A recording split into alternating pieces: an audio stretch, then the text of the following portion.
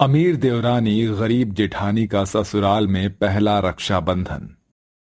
विकास फौज में भर्ती होने की तैयारी कर रहा था। पढ़ाई के साथ साथ वो पार्ट टाइम जॉब भी कर रहा था ताकि वो अपनी बहन वैशाली की शादी के लिए पैसे जोड़कर उसकी शादी करा दे। सुबह 4 बजे उठकर वो पुशअप मार रहा था, तभी वैशाली आती है। भैया, बहुत देर हो गई, अब थम भी जाइए। ये लीजिए, मूंगफली खा लीजिए। हमारे जैसे गरीब लोगों के लिए यही काजू है, यही बादाम है। हाँ, ये तो तूने बिल्कुल ठीक कहा, लेकिन तेरी शादी करने के लिए मुझे मेहनत भी तो करनी है और देश के प्रति अपने सपने को भी पूरा करना है। देखना भैया, आप जो चाहते हैं वो आपको जल्द ही मिलने वाला है। एक्सरसाइज करने के बाद विकास एक दुकान पर जाकर काम करता है, जिसका सामान उठाने और लाने से उसे पैसे मिला करते थे। वहीं इसी बीच वो अपनी बहन वैशाली के लिए पंडित जी से एक लड़के की बात करता है, तो पंडित जी वीणा और गोपाल के बेटे कबीर का रिश्ता उसे बताते हैं, जो कि एक अमीर परिवार था।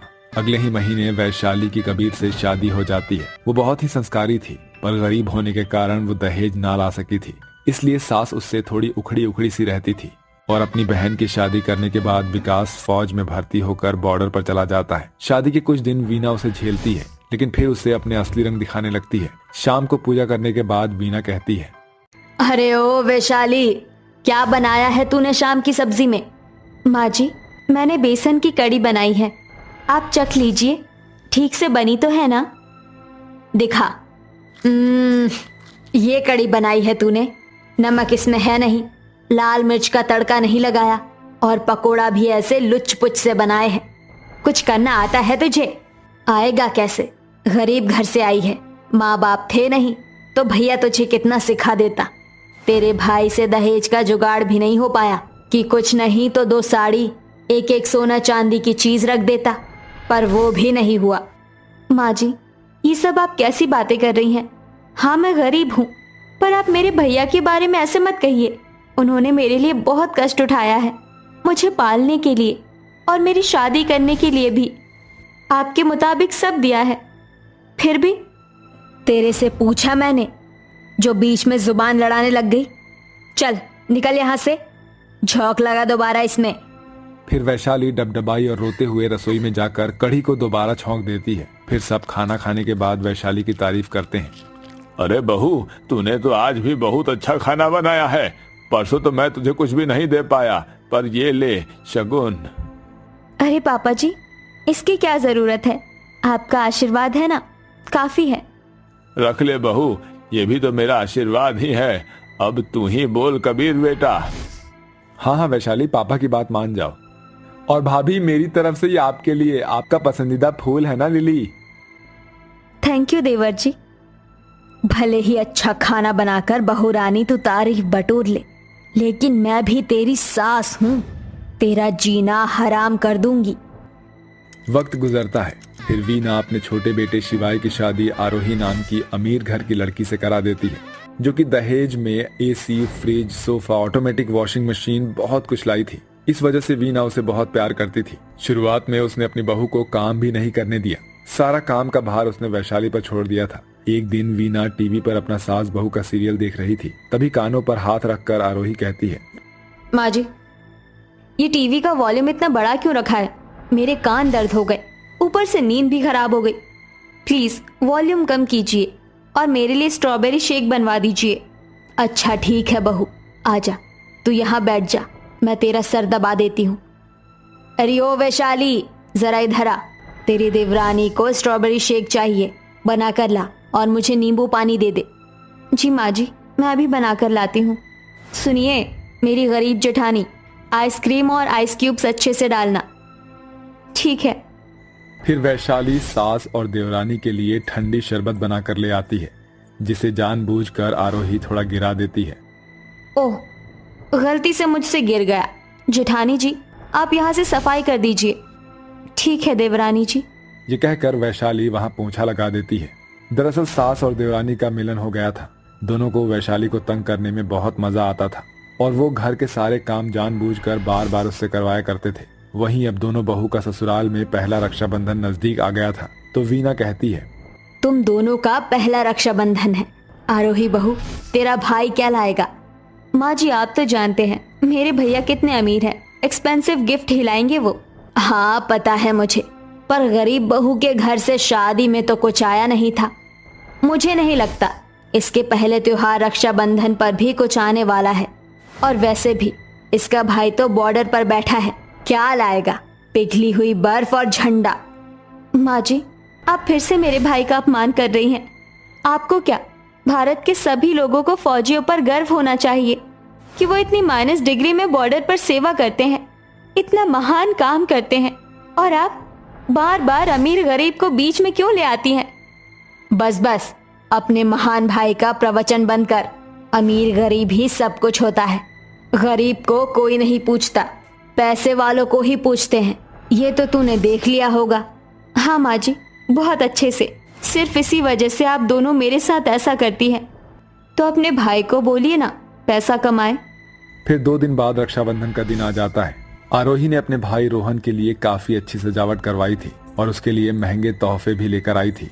वहीं कबीर वैशाली को रक्षाबंधन की शॉपिंग के लिए जो पैसे देता है वो वीणा उससे छीन लेती है, जिसके बाद वो अपने हाथ से एक एक मोती की राखी बनाती है। छी, कितनी खराब राखी बना रही हैं आप जेठानी जी। देखिए, मैं अपने भाई के लिए चांदी की राखी लेकर आई हूँ और गिफ्ट में उसे 10 लाख की घड़ी दूंगी। अच्छी बात है देवरानी जी, अब मेरे पास जो होगा उसी में ही गुजारा करूंगी ना। मेरे भैया को ये भी बहुत पसंद आएगा। शुक्र है बन गई। माँ जी, मैं जरा पोस्ट ऑफिस तक जा रही हूँ। क्यों जा रही है? कहीं नहीं जाना तुझे। फौज में है ना तेरा भाई, क्या करेगी उसकी रक्षा के लिए राखी भेजकर? जानती तो है फौजियों का क्या अंजाम होता है। चुपचाप से घर में काम कर, फेंक इस 2 कौड़ी की राखी को। वीणा गरीब बहू के हाथ से राखी लेकर फेंक देती है, जिससे उसकी राखी की मोती टूट जाती है। इस बात से वैशाली को बहुत गुस्सा आता है। बस माँ जी बस, अब मैं अपने भाई के खिलाफ एक शब्द और नहीं सुनूंगी। अरे आज का दिन इतना पावन होता है, सारी बहन अपने भाई की रक्षा के लिए उसे राखी बांधती है, और आप उल्टा मेरे भाई के लिए ऐसे शब्द इस्तेमाल कर रही हैं। अमीर और गरीब क्या है, ये सिर्फ चंद पैसों की वजह से रिश्ते खराब होते हैं, वरना तो रिश्ते दिल से निभाए जाते हैं। आपने मुझसे पैसे भी छीन लिए और मेरी राखी भी तोड़ दी। ओहो, बुरा लग गया।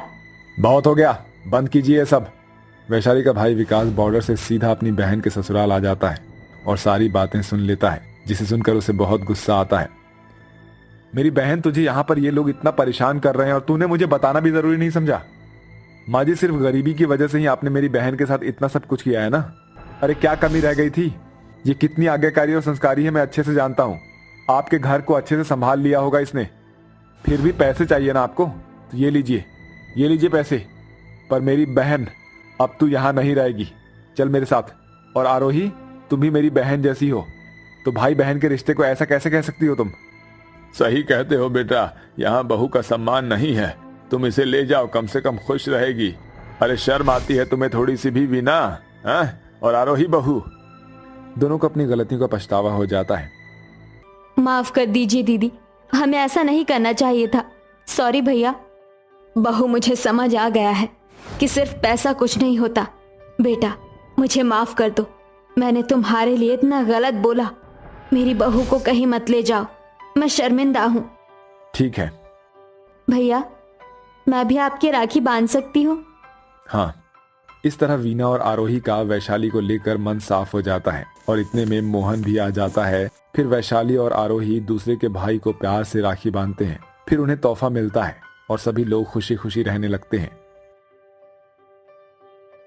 विवाह संपन्न हुआ। अब वर वधू बड़ों का आशीर्वाद ले लीजिए। कुछ देर बाद तारों की छांव में वधू की विदाई होगी।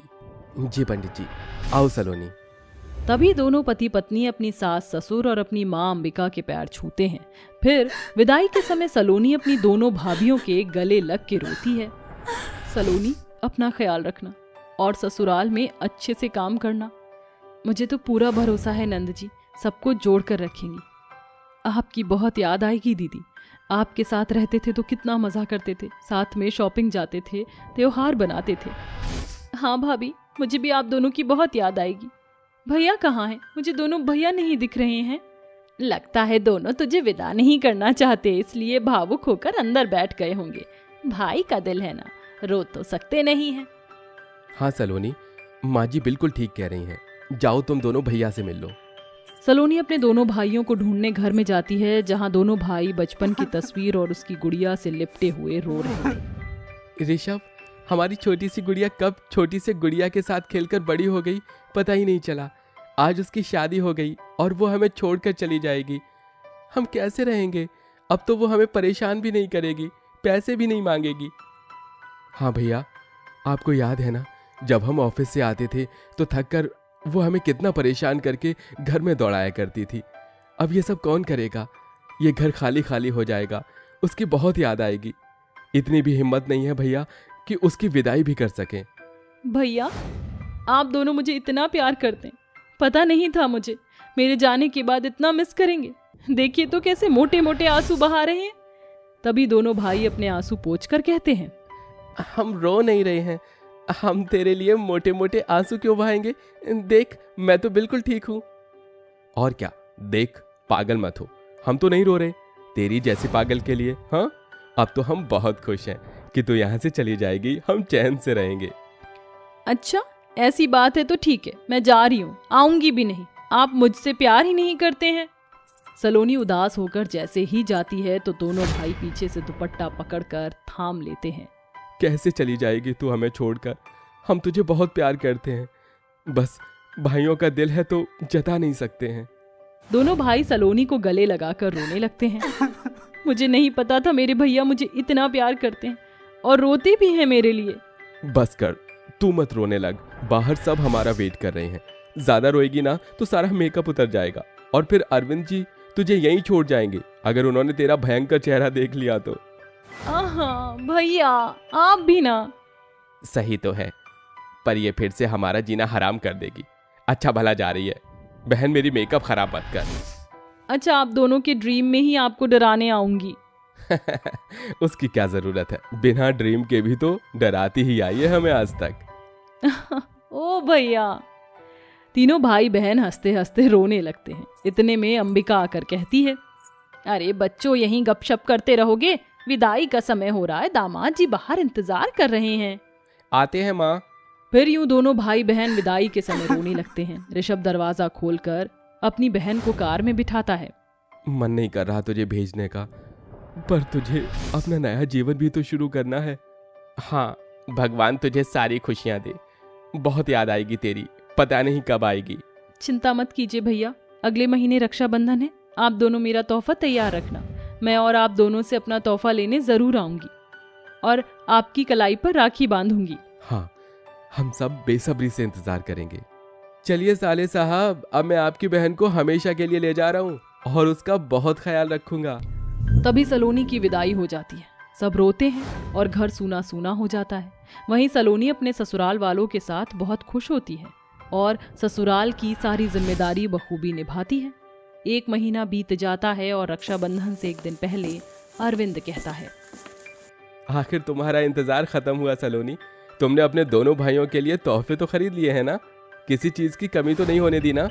अजी, मैं तो इतने दिन से इंतजार कर रही थी। मैंने सारी तैयारियां कर ली हैं, सबके लिए तोहफे ले लिए और अपनी नई साड़ी लेकर आई हूँ। ठीक है, कल मैं सुबह सुबह तुम्हें वहां छोड़ दूंगा। फिर राखी के दिन अरविंद सलोनी को घर ले आता है। घर में आते ही सलोनी देखती है उसके दोनों भाइयों का शव और तस्वीर वहां रखी है, जहां लोग सफेद कपड़ों में बैठे हुए हैं और दोनों भाभियां और माँ रो रही है। भैया! हे भगवान, सलोनी दीदी आ गई, उन्हें पता चल गया, अब क्या होगा? नहीं नहीं, ये नहीं होना था। हे भगवान, इसीलिए मैं अपनी बच्ची को बताना नहीं चाहती थी।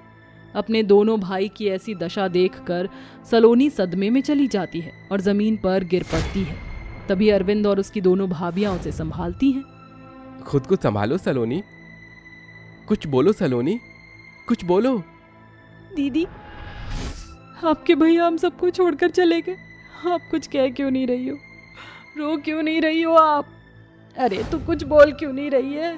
रो बेटा, तेरा भाई चला गया, ऐसे खामोश मत रह।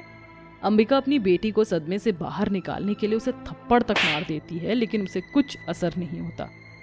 फिर डोर पर एक डिलीवरी बॉय आता है। एक्सक्यूज मी, क्या ये ऋषभ और व्योम शर्मा का घर है? उनके नाम से 2 पार्सल आए हैं सलोनी के लिए। पार्सल? हाँ, ये उनका घर है, दीजिए। पार्सल देकर डिलीवरी बॉय चला जाता है। दीदी, ये पार्सल तो आपके लिए, दोनों ने आपको रक्षाबंधन का तोहफा दिया है।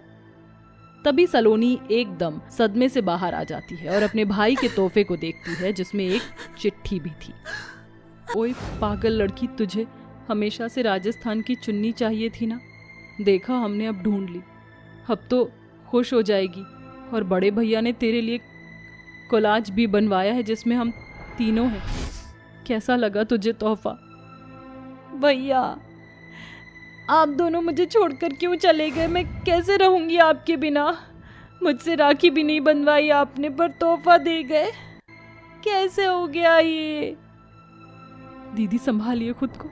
सुबह सुबह दोनों आपके लिए तोहफा देखने गए थे। जब उन्हें नहीं मिला तो उन्होंने ऑनलाइन मंगा लिया और आते टाइम कार एक्सीडेंट में दोनों जल बसे। ये सुनकर सलोनी की आंखों से आंसू रुकते ही नहीं।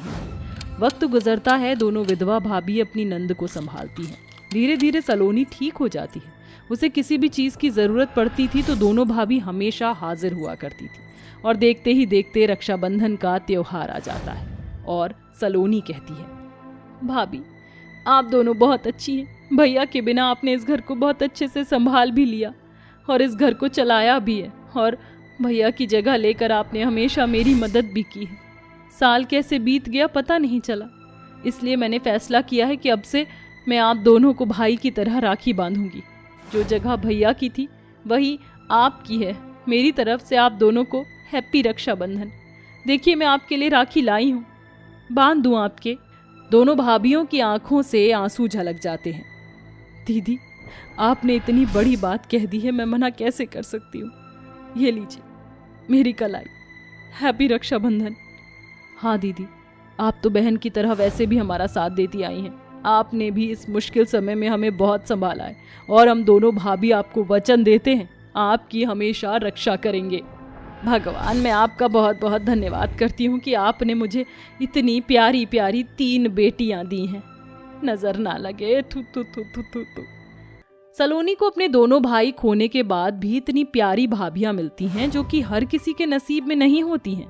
फिर सलोनी अपनी दोनों विधवा भाभियों की आरती कर उनके तिलक लगाकर कलाई पर राखी बांध देती है। इसके बाद से वो हर साल अपनी भाभियों के राखी बांधकर रक्षाबंधन का त्योहार मनाती है और सब खुशी खुशी रहने लगते हैं।